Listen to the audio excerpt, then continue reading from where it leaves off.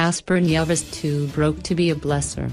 Casper Nyovest might live in a mansion and drive luxury cars, but he has no money to be a blesser. The rapper says a potential girlfriend once kicked him to the curb in favor of a rich businessman who could spoil her. He says his single, Destiny, was inspired by the experience. Every time I perform the song, I go through the same emotions. It is actually a true story.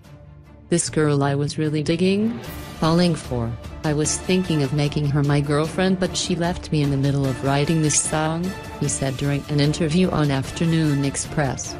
Casper explained that he couldn't give her what she wanted. She told me she found a guy, some business dude that was willing to take care of her. And I'm broke. I am trying to invest in my craft. I can't bless women like that. Casper has been known to spoil his girlfriends with expensive gifts.